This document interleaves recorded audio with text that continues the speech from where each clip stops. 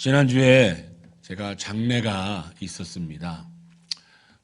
제가 참 존경하고 사랑하는 친구 목사님의 장인어른이 소천하셔서 장례 예배를 친구들이 좀 나누어서 집례를 했습니다.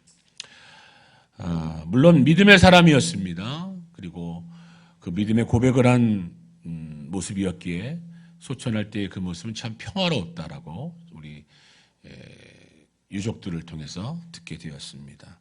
수요 예배가 있어서 입관을 참여 못했지만 입관을 참여했던 모든 유족들은 그렇게 아버지의 모습이 평안했다. 얼굴이 참 고왔다. 왜냐하면 제가 듣기로는 이 아버님이 갑자기 암이 걸려서 암이 온 몸을 뒤덮어서 제가 듣기에는 진짜 그럴까라는 생각이 있을 정도로 3달을 못 먹었대요. 3달. 90일이잖아요. 금식기도 40일 하면 어떻게 돼요? 어마어마하죠. 그렇죠? 그런데 3달이면 90일이에요. 90일 동안 환자가 누워서 아무것도 못 먹었으니까 어떻겠어요? 그 몰골은 이루 말할 수 없는 거죠. 진짜 백가죽이 등에 붙는, 저로서는 상상할 수 없는 그런 모습으로 마지막을 보내셨는데, 소천할 때 눈을 감을 때 그 얼굴의 모습은 참 평안했다. 천국에 대한 소망이 없이는 그런 얼굴을 가질 수가 없습니다. 이 땅에서 끝이다라는 두려움으로서는 얼굴이 일그러질 수밖에 없어요. 그런데 여기에 끝이 아니라 더 좋은 곳으로 가는구나, 더 좋은 곳으로 가는구나 했을 때 얼마나 기쁘겠어요. 여러분의 집이 지금 월세예요. 월세인데 전세로 가요. 얼굴이 펴져요, 안 펴져요? 안 펴져요? 펴지죠. 근데 전세에서 내 집 마련을 하러 간대요. 좋아요, 안 좋아요? 이 표정이, 대답이 좋아. 난 내 집 싫어요. 내 집으로 간다니까. 그러니까 하나님의 집, 천국으로 간다는 그 얼굴이 얼마나 환해졌는지 정말 안 봐도 훤합니다. 왜냐하면 그런 모습을 저는 많이 봤기 때문입니다. 그런데 그렇게 환한 모습으로 소천했을지라도 남겨진 유족들은 이런 질문을 하게 됩니다. 왜 하나님께서는 우리 아버지에게 이런 아픔을 주셨을까? 왜 좀 더 건강하게 편안하게 눈을 감지 못하셨을까? 좀 더 사실 수 있었는데 82세로 소천하셨어요. 요즘 82세에 여러분, 아이고 젊은 나이네 라는 말을 들을 정도입니다. 왜 좀 더 사시게 하실 수 없었을까라는 이런 왜라고 하는 의문들을 유족들은 가질 수가 있는 거예요. 아무리 부모님이 많아 천수를 누리고 돌아가셔도 대부분의 자녀들은 너무 마음이 아파 이런 생각을 하기 마련입니다. 하나님은 우리에게 복을 주신다고 했는데, 하나님은 왜 우리의 삶을 목자처럼 인도하신다고 했는데 왜 이런 뜻하지 않는 슬픔, 아버지가 소천하기 전까지 3개월 동안 아무것도 잡수지 못하는 그런 고통, 온몸에 암이 퍼져서 고통대로 있는 그대로 고통을 당하는, 왜 그런 삶을 살게 하셨을까? 왜 이런 슬픔이 오는가라는 질문을 우리는 던지게 됩니다. 이런 생각은 어찌 장래일 뿐이겠습니까? 많은 일들을 통해서 우리는 이런 질문을, 이런 생각을 가집니다. 사업의 실패를 경험할 때, 가족이 질병으로 가졌을 때, 또 자신이 질병을 얻었다 생각했을 때, 시험이 잘못되었을 때, 실업했을 때, 자녀가 낙방했을 때, 여러 가지 안 좋은 사건과 사고들마다 우리는 이런 생각을 가지게 되는 겁니다. 그러나 여러분, 이 한 가지는 분명히 생각하시고 확신하시길 바랍니다. 하나님의 뜻은 선하다. 이것을 기억하시기를 바랍니다. 하나님의 뜻은 선하다. 우리 고백해 봅시다. 하나님의 뜻은 선하시다. 이걸 잊지 않기를 바랍니다. 눈앞에 보이는 현상과 사건과 나의 환경과 나의 모든 기반적인 모습이 어렵고 실패되어지고 낭망스럽고 정말 캄캄한 길을 걸어간다 할지라도 분명히 저와 여러분을 향한 하나님의 뜻은 선하시다. 이것을 믿고 견디시는 저와 여러분 되기를 소망합니다. 이것은 저의 개인적인 의견이 아니에요. 예레미야가 3장 32절부터 33절까지의 말씀이 있습니다. 우리 PPT로 잠깐 전환해 주시겠어요? 함께 읽어보겠습니다. 시작. 그가 비록 근심하게 하시나 그의 풍부한 인자하심에 따라 긍휼히 여기실 것입니다. 주께서 인생으로 고생하게 하시며 근심하게 하심은 본심이 아니시로다. 여러분 뭐라고 합니까? 인생으로 고생하게 하시고 근심하게 하심이 뭐예요? 하나님의 본심이 아니다. 이 본심이 아니다라는 뜻은 무슨 의미이겠습니까? 하나님의 궁극적인 뜻이 아니다라는 것입니다. 과정일 것이다라는 거예요. 과정. 하나님의 본심은 항상 선하시고 우리들에게 풍성한 자비하심을 가지고 계심을 여러분 믿으시기를 바랍니다. 그 다음 말씀으로 예레미야서 29장 11절부터 13절까지 말씀도 함께 읽겠습니다. 시작. 여호와의 말씀이니라. 너희를 향한 나의 생각을 내가 아나니 평안이요 재앙이 아니니라. 너희에게 미래와 희망을 주는 것이니라. 너희가 내게 부르짖으며 내게 와서 기도하면 내가 너희들의 기도를 들을 것이요 너희가 온 마음으로 나를 구하면 나를 찾을 것이요 나를 만나리라. 할렐루야. 이 귀한 말씀이 하나님의 뜻이라는 거예요. 성경 어디를 봐도 나를 곤욕스럽게 만들고 나를 힘들게 만들고 나를 어렵게 만드는 것이 하나님의 뜻이다라고 나와 있지 않습니다. 하나님의 뜻은 평안이요 재앙이 아니다. 미래와 희망을 주는 것이다 라는 것입니다. 그렇습니다. 깊고 의미 있는 만남은 우리를 향하신 하나님의 그 기쁘신 생각과 선하신 뜻을 알고 깨달을 때 진정 하나님을 깊이 만나는 역사인 줄 믿습니다. 우리 어렸을 때를 기억해 봐요. 부모님의 책망이나 거절을 경험해 보셨을 거예요. 우리 한번 솔직하게 얘기해 봅시다. 어렸을 적에 나는 부모님께 칭찬만 받았지 한 번도 꾸지람을 받지 않았다. 손을 한번 들어봐 주세요. 손을 그든 순간 그건 거짓말입니다. 청문회 바로 들어가겠습니다. 한 번도 책망이나 한 번도 이렇게 거절을 당해보지 않았을 겁니다. 수없이 많은 책망을 맞았고요. 수없이 혼나게 하고요. 수없이 내가 말하는 거 왜 엄마는 내 말을 왜 아빠는 내 말을 들어주지 않지? 거절함을 당했을 거예요. 자, 여러분 그때 어땠습니까? 그때를 한번 기억해 보세요. 섭섭했나요? 섭섭하지 않았나요?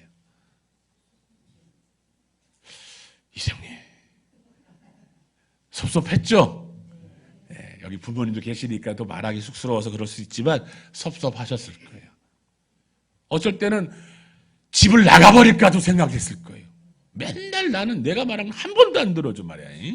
이런 집구석 나가버려야지. 뭐 이런 생각.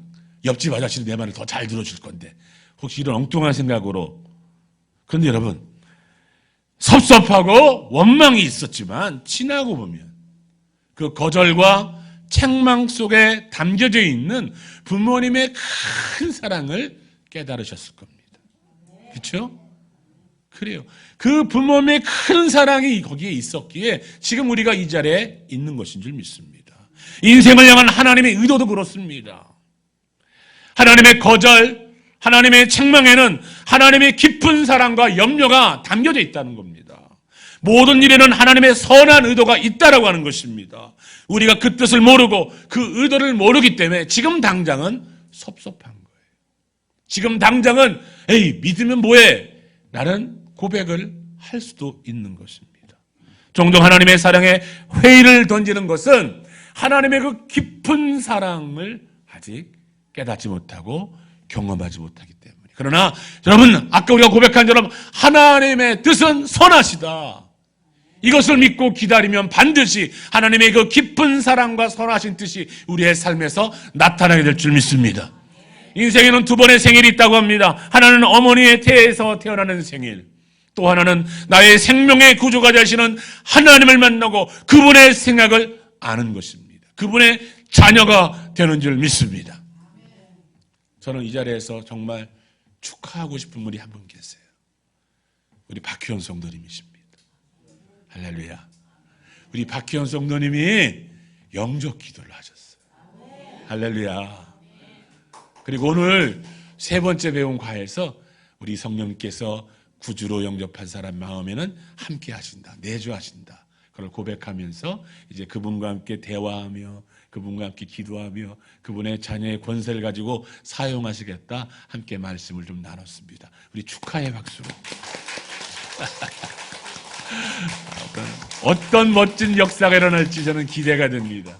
지금 당장이라도 우리 박기현 성도에게 세례를 베풀 수 있어요. 왜요? 세례 베풀면 뭡니까? 구주를 고백한 자에게 주는 증표예요.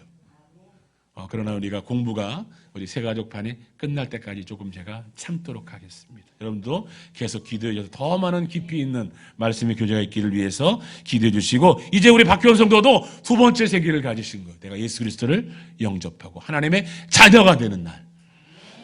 그러나 많은 사람들이 두 번째 생일을 가지지 못합니다. 1000만이 넘는 그리스도인이 있다고 하는데 과연 그 1000만 중에 진정 내가 내 입술로 내 고백으로 나의 구주를 영접하는 분이 얼마나 있겠습니까? 본문 28절 사도 바울은 로마에 사는 성도를 향해 우리가 알거니와 라고 말을 하고 있습니다. 이게 우리가 알거니와 라는 이 말의 속에 담겨진 의미는 두 번째 인생을 시작하고 있다는 것입니다. 우리가 두 번째 인생을 시작하고 두 번째 생일을 가진 우리 모두가 이제 다 알거니와 하나님의 선하신 뜻과 분명한 의도가 있음을 알고 있음을 고백하는 것입니다. 의심 없이 분명히 인식하고 확신하고 있다는 것이죠. 무엇을 인식하고 확신하는 것일까요? 첫 번째, 역사의 주인은 하나님이다. 이 사실을 인식하고 확신하는 것입니다. 따라해 봅시다. 하나님은, 우리 큰 소리로 하나님은 역사의 주인이다. 할렐루야.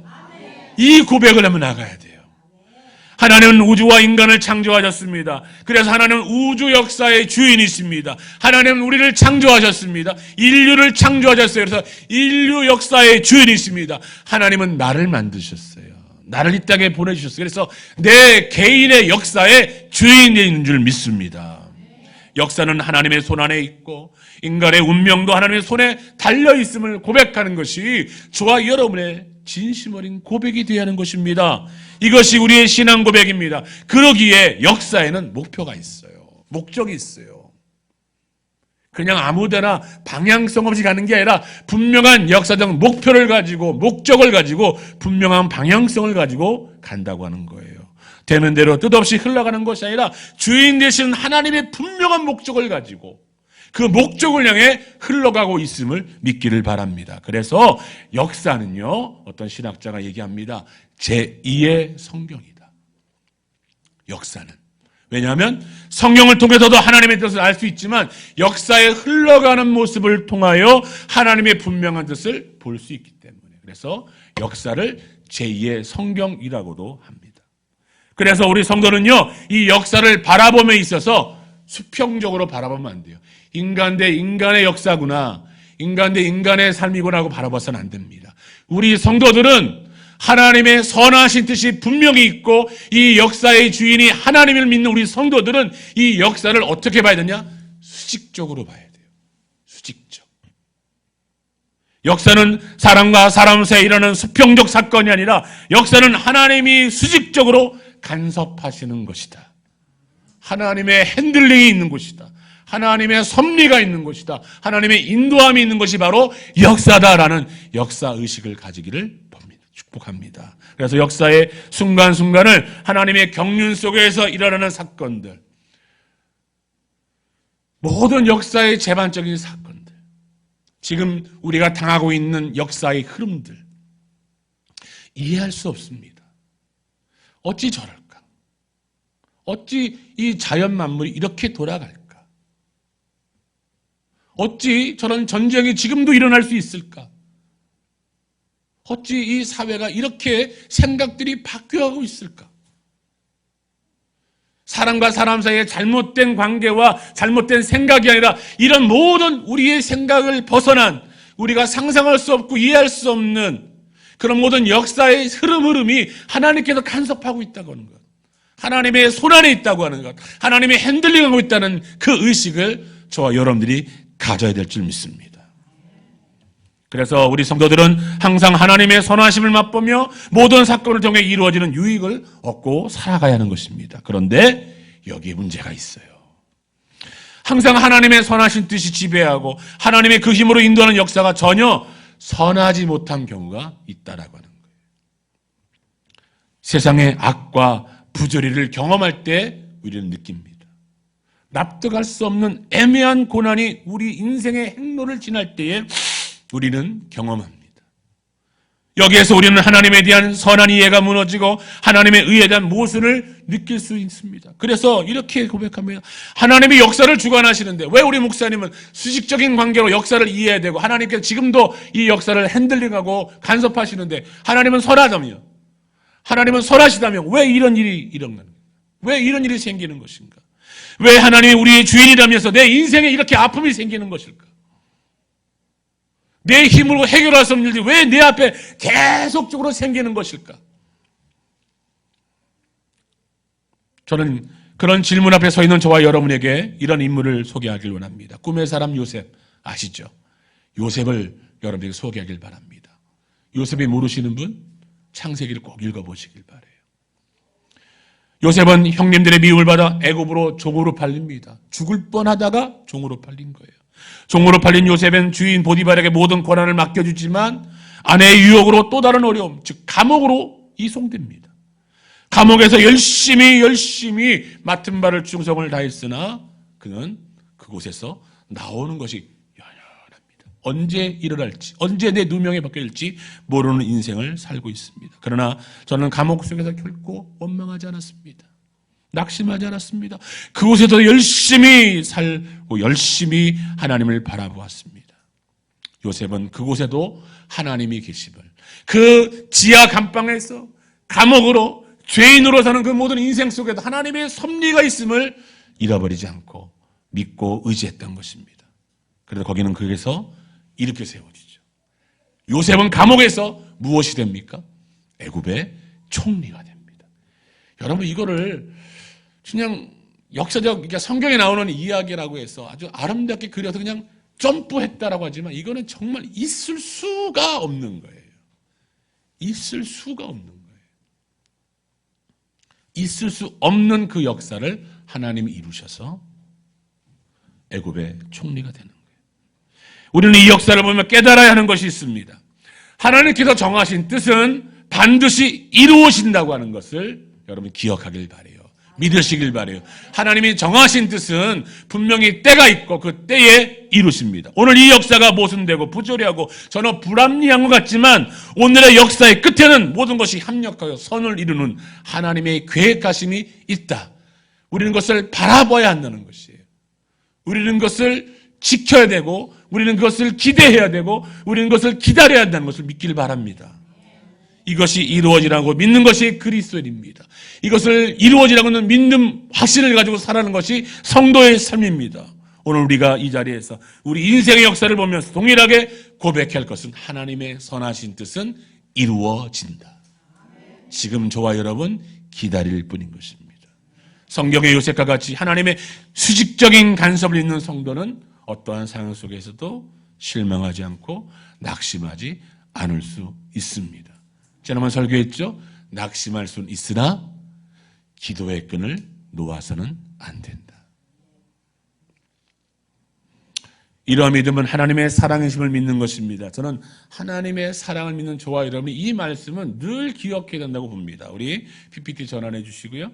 고린도전서 13장 4절부터 7절까지의 말씀입니다. 우리 같이 한번 고백하는 심령으로 사랑에 대해서 고백해. 시작. 사랑은 오래 참고 사랑은 온유하며 시기하지 아니하며 사랑은 자랑하지 아니하며 교만하지 아니하며 무례히 행하지 아니하며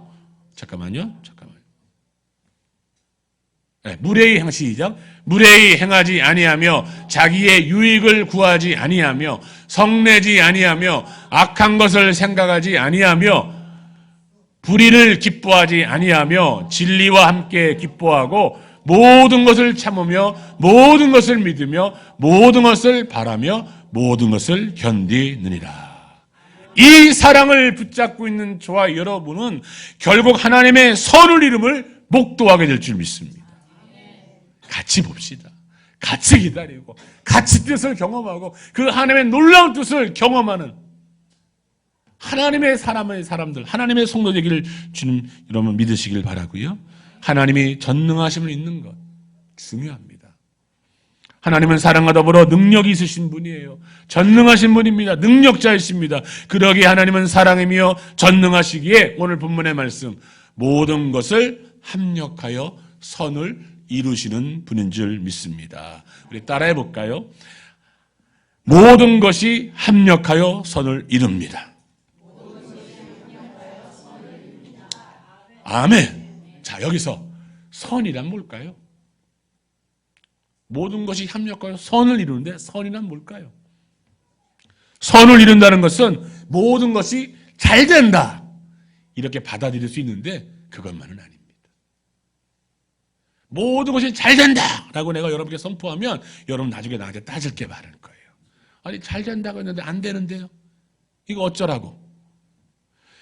선을 이룬다라고 하는 진정한 의미는 모든 게 잘 될 것이다 라가 아니라 모든 게 유익이 될 것이다라는 거예요. 내게 유익된다는 거예요. 여러분 우리 자녀들을 때리죠.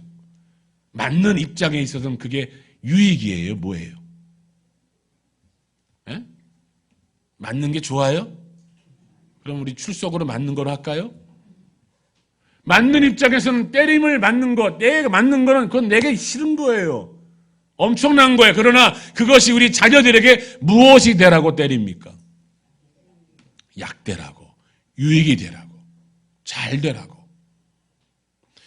때로는 실패가 유익이 될 수 있습니다. 어떤 사람은 병듦이 유익이 될 수 있습니다. 제가 그 사람 중에 하나예요. 대장암 걸린 게 제게 유익입니다. 할렐루야. 별로 동감 안 하세요? 대장암 걸리니까 내 오른팔이 확실해지잖아요. 오른팔 손 들어봐. 예.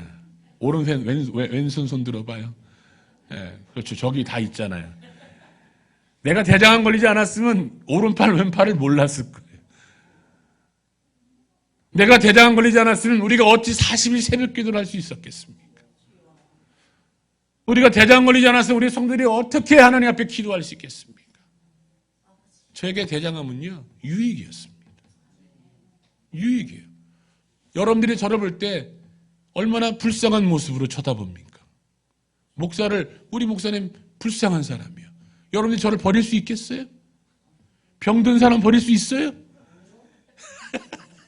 이거 너무 심하게 나가나 제가?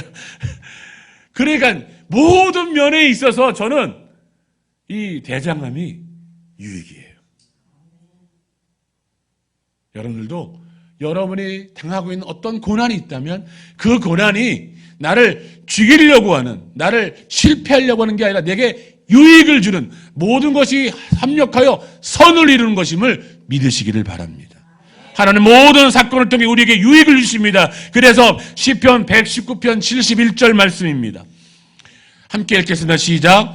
고난 당하는 것이 내게 유익이라. 이로 말미암아 내가 주의 율례들을 배우게 되었나이다. 이 성경 말씀이란 말이에요. 고난 당하는 게 뭐예요? 내게 유익이에요. 내게 유익이에요. 그러므로 그리스도인들은 한 과정을 보며 낭망해서는 안 됩니다. 멀리 끝을 내다보는 안목이 있기를 소망합니다. 최후 승리를 바라보는 믿음의 확신이 있기를 축복합니다. 요셉을 보시기 바라요. 얼마나 기구한 인명이었습니까? 그러나 저가 형님들을 만났을 때 이런 신앙 고백을 합니다. 창세기 45장 5절의 말씀입니다. 창세기 45장 5절 시작. 시작. 당신들이 나를 이곳에 팔았다고 해서 근심하지 마소서, 한탄하지 마소서. 하나님이 생명을 구원하시려고 나를 당신들보다 먼저 보내셨나이다. 여기서 말하는 당신은 누구예요? 요셉의 형제들, 요셉을 팔아먹은 형제들, 요셉을 죽이려고 했던 형제들에게 향하여 요셉은 이런 고백을, 나를 여기서 원망하지 마세요. 근심하지 마세요. 하나님의 뜻은, 당신들의 뜻이 아니라 하나님의 뜻은 나를 이곳으로 먼저 보내서 생명을 구원하시려고는 하나님의 뜻이었습니다. 요셉은 모든 사건들을 하나님의 섭리중에 보고 있으면서 창세기 50장, 창세기 마지막 장에 이런 고백을 합니다. 시작. 당신들은 나를 해하려고 했으나 하나님은 그것을 선으로 바꾸사 오늘과 같이 많은 백성의 생명을 구원하게 하시려 하였습니다. 합력하여 선을 이룬다. 당신들이 나를 판 것은 나를 죄로 함이 아니라 그것을 바꾸어 하나님이 선을 이루셨다.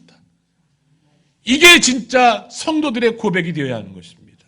이 고백이 우리의 삶에서 일어나야 되는 것입니다. 하나님은 그것을 바꾸사 하나님의 선을 이루었다. 여기서 한 가지 여러분 기억해 주십시오. 한 걸음 나아가 협력하여 선을 이루는 것은 나의 선이 아니에요. 내가 생각하는 선이 아니에요. 내가 생각하는 선이 아니라 누구의 선? 하나님의 선. 하나님이 생각하고 하나님이 기획하시고 하나님이 작정하신 하나님의 선을 이루시는 것을 기억하길 바랍니다. 인생을 통해서 하나님은 나의 뜻을 이루는 분이 아닙니다. 하나님의 뜻을 이루는 분이십니다. 나를 통해서 하나님 자신의 뜻을 이루시는 분인 줄 믿기를 바랍니다. 우리 하나님의 뜻이 클까요? 나의 뜻이 클까요? 말할 필요가 없죠. 하나님의 뜻이 나의 생각을 초월하고 어마어마하게 큰 귀한 뜻, 그것을 나를 통하여 이루시는 줄 믿습니다. 내가 생각하는 것보다 더 큰 것으로 나를 사용하길 원하시는 겁니다. 여러분이 앉아있는 자리보다 더 크고 더 위대하게 여러분을 사용하시려고 하나님의 뜻이 세워져 있고 하나님은 여러분을 사용하시는 줄 믿습니다. 우리 교회가 이 땅에 있고 이곳에 있는 것, 여기 있는 것보다 더 큰 뜻으로, 더 위대한 것으로, 더 아름답게 우리 교회를 사용하시려고 하는 하나님의 뜻이 있는 줄 믿습니다. 그 뜻을 누구를 통해 역사하신다고요? 저와 여러분을 통해 하나님이 일하시는 줄 믿습니다.